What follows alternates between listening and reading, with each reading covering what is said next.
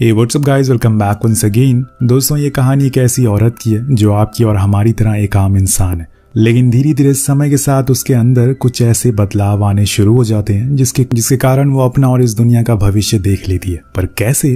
कहानी शुरू होती है और यहाँ हम कुछ अजीब से दृश्य को देखते हैं, जैसे कि कोई औरत अपने बच्चे को लेकर गोल्फ कोर्स में भाग रही हो। दूसरी ओर क्लोवी शादी की ड्रेस में घबरा कर भाग रही है, लेकिन कुछ देर बाद उसके हाथों से बिजलियां निकलना शुरू हो जाती है।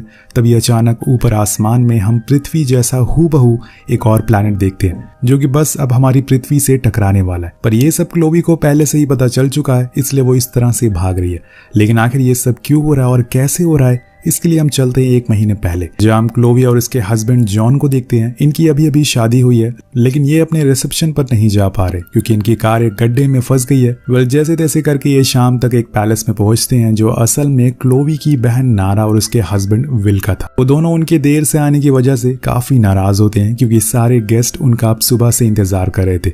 अब अंदर जाते हुए उसकी नजर आसमान में एक चमकते हुए तारे पर पड़ती है, तो वो विल से पूछती है कि वो क्या है। वो बताता है कि ये एंटेरस है, एक स्टार है जो कि बिल्कुल हमारी पृथ्वी की तरह है। तो दोस्तों, विल असल में एक साइंटिस्ट होता है, इसलिए उसे स्पेस के बारे में काफी जानकारी थी और इस स्टार के ऊपर उसकी काफी दिनों से नजर भी टिकी हुई है। अब सबसे मिलने से पहले क्लोवी अपने पसंदीदा घोड़े से मिलती है, लेकिन इसमें समय बर्बाद हो रहा था, जिससे कि नारा गुस्सा हो जाती है और उसे पकड़कर अंदर ले जाती है। और फाइनली सभी गेस्ट इस कपल से मिल पाते हैं, जिसके बाद सारी रस्में रिवाज होती है, जिसमें एक थी कुछ पर्चियां निकालना, उसके अंदर लिखे नंबर को बताना, लेकिन इसमें सभी के जवाब गलत थे। इसके बाद अब खाना पीना होता है और तभी वहां क्लोवी के बॉस आते हैं और सभी के सामने ऐलान कर देते हैं कि वो क्लोवी का प्रमोशन करने वाले हैं और उसे डायरेक्टर की पोस्ट पर प्रमोट कर दिया गया है। ये सुनकर सभी लोग बहुत खुश हो जाते हैं, लेकिन ये खुशी बस कुछ ही देर की थी, खासकर क्लोवी के लिए, क्योंकि वो कई दिनों से डिप्रेशन जैसी बीमारी से जूझ रही है। और जब आज सबके सामने उसके माँ बाप जो कि डिवोर्सी हैं, वो स्पीच देते हुए एक दूसरे को ताना मारने लगते हैं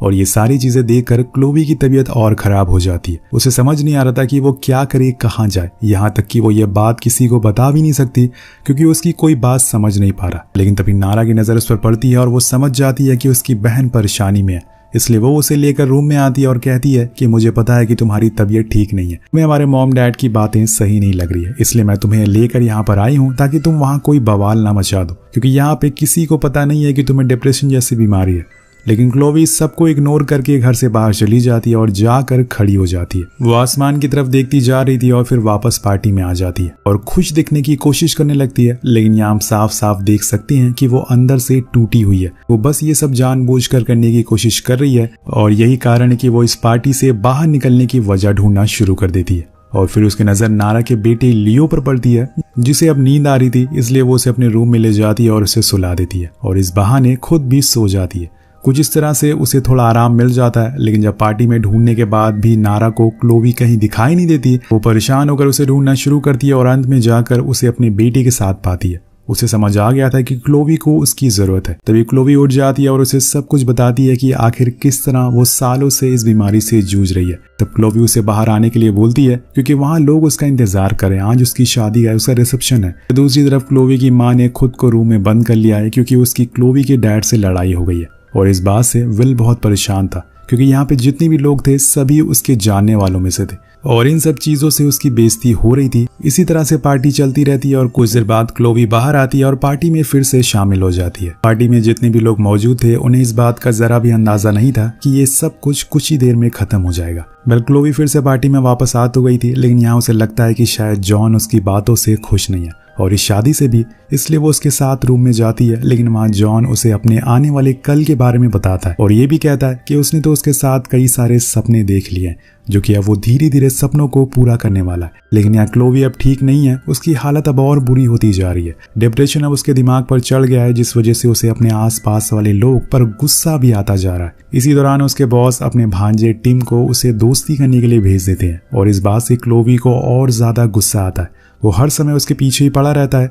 अब कुछ देर बाद वो अपनी मॉम से जाकर मिलती है और उनसे कहती है कि मुझे अब डर लग रहा है, उसे समझ नहीं आ रहा है कि उसे ये शादी करनी चाहिए या फिर नहीं। ये सुनकर उसकी मॉम बहुत ही रूडली कहती हैं कि तुम्हें जो करना है करो या फिर मेरी बात मानो, यहाँ से भाग जाओ। लेकिन वो जॉन को धोखा नहीं दे सकती, इसलिए वो ऐसा तो नहीं कर पाएगी। वो अब उसके साथ दोबारा से पार्टी में आ जाती है और खुश रहने की कोशिश करती है। सभी लोग सारे रिचुअल करते हैं और आखिर वो समय आ जाता है जब दोनों को साथ रहना है। लेकिन वहाँ क्लोवी उससे कहती है कि उसे थोड़ी देर बाहर जाना है। उसका ऐसा बिहेवियर देखकर वो हैरान था कि आखिर उसे क्या हो गया और ऐसे समय पर उसे बाहर क्यों जाना है। पर क्लोवी वहां से भागते हुए उसी गोल्फ कोर्स में चली जाती है जिसमें हमने कहानी की शुरुआत में देखा था। तभी वहां पर टिम आता है और वो उसके साथ फिजिकल हो जाती है। मतलब उसकी दिमागी हालत अब इतनी खराब हो चुकी है कि वो शादी किसी और से कर रही है और फिजिकल किसी और से हो रही है। इस समय पर वो क्या कर रही है, कहाँ जा रही है, उसे खुद को समझ नहीं आ रहा। अब यहाँ से वो सीधा अपने बॉस के पास जाती है और कहती है कि वो उसकी कंपनी में काम नहीं करना चाहती क्योंकि उसे और उनकी जॉब दोनों ही बहुत बुरे लगते हैं। और ऐसा उसने सबके सामने कहा था। इसके बाद वो एक और चीज करती है, उसने अपनी शादी भी तोड़ दी थी, जिससे कि जॉन को बहुत ही ज्यादा बुरा लगता है। लेकिन वो कुछ नहीं कहता और चुपचाप अपने पेरेंट्स को लेकर वहां से चला जाता है। अब यहाँ क्लोवी पहले से ही डिप्रेस थी, लेकिन उसके बाद ये सब चीजें होना उसके लिए और बड़ी मुसीबत बन गई थी। लेकिन मुसीबत यहाँ खत्म नहीं होती। उसे जिसकी सबसे ज्यादा जरूरत थी, उसके मॉम डैड, वो भी उसे छोड़कर चले जाते। यहाँ तक कि उसके डैड ने जो उसके लिए लेटर लिखा था उसमें उन्होंने अपनी स्टेप डॉटर का नाम लिखा हुआ था, ना कि उसका, जो कि उनकी रियल डॉटर है। यहाँ क्लोवी की हालत मानो मरने जैसी हो गई थी क्योंकि अब वो डिप्रेशन के टॉप लेवल पर थी। और दोस्तों, ये एक ऐसी बीमारी है जो कि आप खुद ही ठीक कर सकते हैं, क्योंकि ऐसे समय में आपको कही हुई बातें दूसरों को मजाक भी लग सकती है। और आजकल की सोसाइटी में ऐसा ही होता है। डिप्रेशन बस एक अर्बन डिसीज बन के रह गई है, यानी कि अमीरों की बीमारियां या फिर शहर वाले लोगों की कहानी। कहानी आगे बढ़ती है। उस रात नारा अपनी बहन का ख्याल रखती है और सुबह होते ही उसे हॉर्स राइडिंग पर ले जाती है, जिससे कि वो थोड़ा अच्छा फील कर सके। पर बीच में क्लोवी का घोड़ा रुक जाता है। तब उसकी नज़र आसमान पर पड़ती है और वो देखती है कि जिस स्टार के बारे में विल ने उसे बताया था वो अब गायब हो चुका है। अब यहाँ से शुरू हो जाती है कहानी का दूसरा पार्ट, जिसका अधिकतर हिस्सा क्लोवी के सबसे बड़े सपोर्टर नारा के ऊपर है कि अगर वो नहीं होती तो शायद आज वो जिंदा ही नहीं रहती। एक वही है जिसने उसकी बीमारी को समझा, लेकिन अब यहाँ नारा के साथ भी कुछ ऐसी चीजें होने वाली है जो उसने सोचा नहीं होगा। उसका हस्बैंड विल उसे बताता है कि एक मेलनकोलिया नाम का प्लैनेट हमारी पृथ्वी की ओर बहुत तेजी से बढ़ रहा है, जिसकी वजह से वो एंटेरिस तारा भी गायब हो चुका है। अब ये बात सुन के नारा बहुत डर जाती है। उसे इस बात का डर था कि कहीं ये मेलनकोलिया पृथ्वी से ना टकराया जाए, जिससे कि हमारी दुनिया तबाह ना हो जाएगी। अब कुछ दिनों बाद क्लोवी वापस से अपनी बहन के घर आ जाती है, लेकिन अब वो पहली जैसी नहीं रही। उसकी हालत बद से बदतर हो चुकी है। वो ना तो कुछ खा रही है और ना ही पी रही है। वो दिन भर सोती रहती है और ये सिम्टम है डिप्रेशन के, जो कि अब उसके लिए एक मुसीबत बन चुका है। कभी कभी तो वो बेवजह ही रोना शुरू कर देती है। उसके डिप्रेशन ने उसकी जिंदगी बर्बाद कर दी है। उसकी शादी टूट चुकी है, माँ बाप छोड़कर जा चुके हैं। इस तरह से जीना किसी इंसान के लिए आसान नहीं है। लेकिन यहाँ नारा को अब उसकी फिक्र हो रही है कि कहीं उसे कुछ हो ना जाए। वो हमेशा उसका साथ देती है, उसका ख्याल रखती है, जैसे वो बरसों से करती आ रही है। क्लोवी का डिप्रेशन अब इतना बढ़ चुका है कि अब बार बार वो अपने पसंदीदा घोड़े को बेवजह मारना शुरू कर देती है। लेकिन उसी समय उसे आसमान में मेलनकोलिया वही प्लैनेट दिखता है जो कि अब धरती के करीब आता जा रहा है। लेकिन उसे देख के मानो क्लोविया ऑब्सेस्ड हो गई थी। उसे उस प्लैनेट को देख के सुकून मिलता था, लेकिन वहीं नारा उस प्लैनेट को देख कर परेशान होने लगी थी। उसे इस बात का डर सताने लगा था कि कहीं दुनिया खत्म ना हो जाए।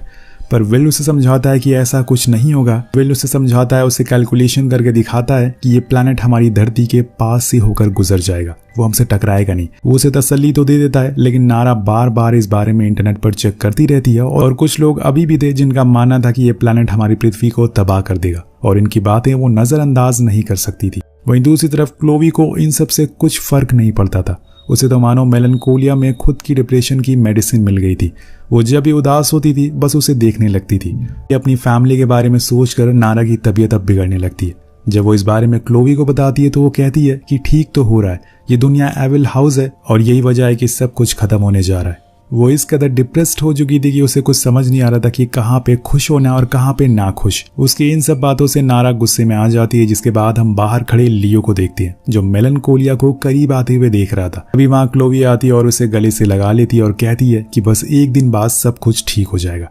अब एक रात सभी बाहर बैठे होते हैं, जहां विल उन्हें मेलनकोलिया का एक व्यू दिखाता है जो बहुत ही खूबसूरत था। लेकिन इसे देखकर नारा खुश नहीं बल्कि परेशान हो रही थी। विल उसे एक सर्कल टूल से उस स्टार का व्यू दिखाता है और उसे समझाता है कि 5 मिनट बाद इसे देखना ये और छोटा हो जाएगा। अब 5 मिनट बीतने के बाद वो उसे फिर से मेलनकोलिया को देखती है और अब सच में वो छोटा हो गया था। मतलब कि वो पृथ्वी से दूर जाता जा रहा था। और ये देखकर उसकी खुशियां वापस लौट आती है और उसे चैन की सांस आती है। लेकिन अगले दिन जब विल को वो परेशान देखती है तो उसे इस बारे में पूछने जाती है, लेकिन उससे पहले ही वो सब कुछ छोड़कर कहीं भाग गया था। तब नारा उसके दिए हुए उसी टूल को मेलनकोलिया को फिर से चेक करती है। अब तक वो बहुत ही छोटा हो जाना चाहिए था, लेकिन होता इसका उल्टा है। मेलनकोलिया दूर नहीं बल्कि धरती के धीरे धीरे करीब आ रहा था और थोड़ी ही देर में वो हमारी धरती से टकराने वाला था। और यही देखकर विल डर गया था, इसलिए सब कुछ छोड़कर भाग गया। लेकिन यहाँ सबसे पहले तो उसे विली को ढूंढना है। पल में जाती है जहाँ वो देखती है कि विल ने खुदकुशी कर लिया, मतलब अब बचने का कोई रास्ता नहीं है। वो इस चीज़ को बर्दाश्त नहीं कर पाया। उसने जो सब वादे किए थे वो सारे झूठे थे। यहाँ पर नारा सबसे पहले उसकी बॉडी को छुपा देती है और उसे घोड़े से बाहर भेज देती है ताकि सभी को लगे कि वो घुड़सवारी करने के लिए गया है, जिससे कि उसका बेटा ना डरे। कुछ देर तक तो सब कुछ सही रहता है, लेकिन आखिर कब तक कोई इंसान अपने डर को छुपा सकता है। और एक समय पर वो सामने आ ही जाता है और यहाँ नारा का डर उस पर हावी होता जा रहा था। अब वो अपने बेटे को लेकर भागना शुरू करती है, लेकिन वो भाग कर जाएगी कहाँ? अब पृथ्वी पर कोई भी जगह सेफ नहीं है। और क्लोवी उसे रोकती है और कहती है कि इससे कोई फायदा नहीं है, तुम रहोगी तो पृथ्वी पर ही, इसे बाहर तो नहीं जा सकती। लेकिन वो कुछ नहीं सुनती और गाड़ी लेकर निकल जाती है। पर बीच में उसकी गाड़ी खराब हो जाती है और उसी समय मौसम भी बिगड़ जाता है। आसमान से पानी की जगह अब सूखे ओले गिरना शुरू हो जाते हैं, जो कि इस बात का संकेत है कि अंत अब करीब है। ये देखकर नारा वहीं बैठकर रोने लगती है और अपने बेटे को उठाकर वापस घर की तरफ भागती है। यहाँ क्लोवी उसे समझाती है कि तुम जितना भी इसे भागोगी ये उतना तुम्हारा पीछा नहीं छोड़ेगा, इसलिए बेहतर है कि हम सब साथ रहें जब तक सब कुछ खत्म नहीं होता। लेकिन नारा किसी की नहीं सुनती और बाहर हम लियो को देखते हैं जो विल के घोड़े को देखता है। लेकिन वहाँ कहीं भी उसके डैड उसे नजर नहीं आ रहे थे, जिससे वो समझ जाता है कि उन्हें कुछ तो हो गया है। यहाँ वो ये भी समझ गया था कि अब वो लोग खत्म होने वाले, और उसके डैड ने ये भी बताया था कि जब इस दुनिया का अंत होगा तो सब लोग एक साथ मरेंगे, कोई भी जिंदा नहीं बचेगा। तो क्लोवी कहती है कि तुम्हारे डैड ने मुझे एक मैजिकल टेंट के बारे में बताया है जिसके अंदर हम बैठ कर बच सकते हैं। वो उसे ऐसा कहकर झूठा दिलासा दे रही थी, पर वो बच्चा था इसलिए उसने उसकी बातों पर यकीन कर लिया। उस समय के बाद हम तीनों को साथ में उसी मैजिकल टेंट में देखते हैं। नारा खुद के आंसू को रोक नहीं पा रही थी, लेकिन वहीं लियो को यकीन था कि वो बच जाएगा। क्लोवी बिल्कुल शांत थी, ऐसा लग रहा था कि उसे खुशी मिल रही है उस दुनिया को खत्म होते हुए देख। अब कुछ ही देर बाद मेलनकोलिया धरती से टकराता है और हमारी धरती के टुकड़े हो जाते हैं, जिससे कि सभी लोग मारे जाते हैं और यहीं पर कहानी खत्म हो जाती है। बेसिकली दोस्तों, ये कहानी हमें डिप्रेशन से जूझ रहे लोगों के बारे में बताती है कि आखिर कैसे वो हर दिन परेशानी, लाचारी और कमजोरी महसूस करते हैं, लेकिन आसपास कोई उनकी बातें समझ नहीं पाता। क्लोविया पिछले 1 साल से वैसा ही महसूस कर रही थी जैसे दुनिया खत्म होने की खबर सुनकर उसकी बहन ने महसूस किया। इस बात को ऐसे समझते हैं, मान लीजिए 24 घंटे बाद पृथ्वी खत्म हो जाएगी। इन 24 घंटों में आप क्या सोचेंगे? आपके दिमाग में अलग अलग तस्वीरें आएंगी कि कैसे हमारा अंत होगा, हमारे चाहने वाले हमारे सामने मरेंगे। आप पूरा दिन मरने के बारे में सोचेंगे और वो 24 घंटे हमारे लिए 24 साल के बराबर हो जाएंगे। तो हर वो आदमी जो डिप्रेशन से जूझ रहा है उसके दिमाग में यही सब चलता है। इसलिए अगली बार अगर आपको कोई डिप्रेस आदमी दिखे तो उसके पास बैठकर उसकी मदद जरूर करिएगा। मेरा सवाल आपसे है, अगर इस दुनिया को खत्म होने के लिए 24 घंटे बचे हों तो आप पहला काम क्या करेंगे? नीचे कमेंट करके जरूर बताएगा। मिलते हैं आपसे अगली वीडियो में। Thank you so much watching. Peace out.